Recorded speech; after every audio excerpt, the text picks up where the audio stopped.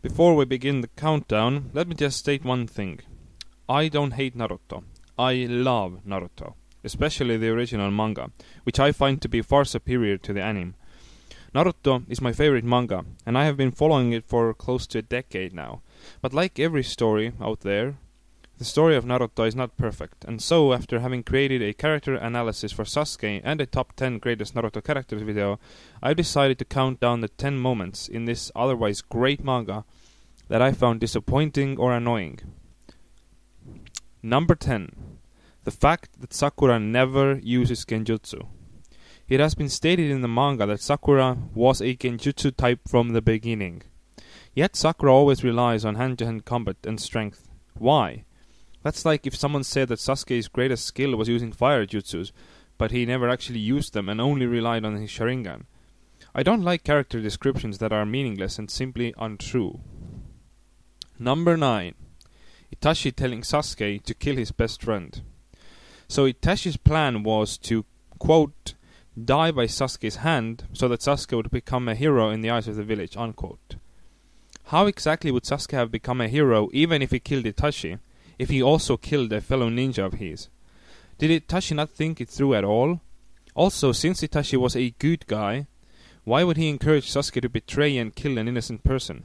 It makes no sense. Number 8. Overhyped close combat techniques, Chidori and Rasengan. I never understood why Kishimoto made such a big deal out of Chidori and Rasengan. Don't get me wrong, I know these techniques have their uses, but in many cases using Chidori or Rasengan or even Rasen Shuriken is completely impractical, because any weapon would do the job. The first and most obvious case was the second big fight in the manga against Zabuza and Haku. Now I loved this battle and I loved these characters, but why on earth did Kakashi need Chidori to kill Zabuza? A big kunai would have done the job. It's not like Zabuza's hands were free in order for him to block Kakashi's attack with his own kunai. Why overhype two close combat techniques this much? I just don't get it. Number 7. Sasuke's overconfidence in the fight against Killer Bee. Sasuke went into this battle completely unprepared and almost died twice. Now I'm not saying he was only saved by Kishimoto, but what I am saying is that he was only saved by Kishimoto. Karin and Hyuga just happened to have convenient life-saving, flesh-rebuilding superpowers that saved Sasuke's stupid head. A head which Killer Bee should have logically decapitated with his second strike. I hate how Sasuke is not a great fighter, but is always shielded by the plot. It makes him look stupid and weak, when he should be a genius. He's like Anakin Sky Uchiha. Number 6. Sakura's fake confession.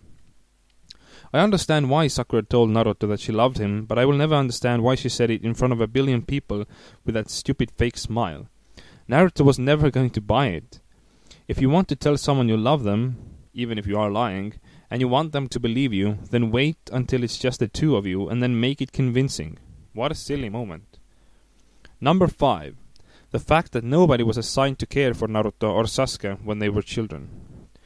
Naruto and Sasuke were arguably the two most important children in Konoha. One of them, the Ninetales Jinchuriki, and the other the last remaining Uchiha. And yet nobody seemingly took care of them at all until they were assigned to Kakashi.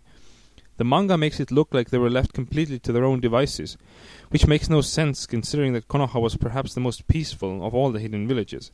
It almost seemed to me that both of them could have just left Konoha on a whim long before graduating from the academy and nobody would have guarded against it. Maybe I'm wrong about this, but there's nothing in the manga that proves me wrong. Number 4. Sai, Kiba and Rock Lee getting knocked out by Sakura. Okay, I don't hate Sakura, unlike most Naruto fans. I actually find her to be a pretty good character most of the time. But this moment almost ruined her, even for me. I don't have that big a problem with the idea that Sakura's 3 victims fell for it, even though Sai, as a root member, should have been able to do something. But what I take issue with is the fact that Sakura left 3 of her companions completely defenseless in case an enemy spotted them. Had someone found and killed Rock Lee, Kiba and Sai, then Sakura would have been partially responsible for their deaths. That's just totally crazy, and I don't understand why Kishimoto decided to write in this part. Number 3. Naruto begging for Sasuke's life. I only really have one thing to say about this, and it's this. It should never have happened. Never. As much as Naruto cares about Sasuke, he should never have humiliated himself like this. Not for Sasuke, not for someone that tried to kill both him and Sakura, the woman that Naruto supposedly loves. This moment was simply pathetic, and it was the only moment in the history of this great manga that I felt I simply could not root for Naruto. Number 2. The death of Conan. I loved the character of Conan from the moment I first saw her, not just because she looked amazingly beautiful, but because she was a strong woman. She wasn't crazy about Sasuke or anyone else, like Sakura was and still is.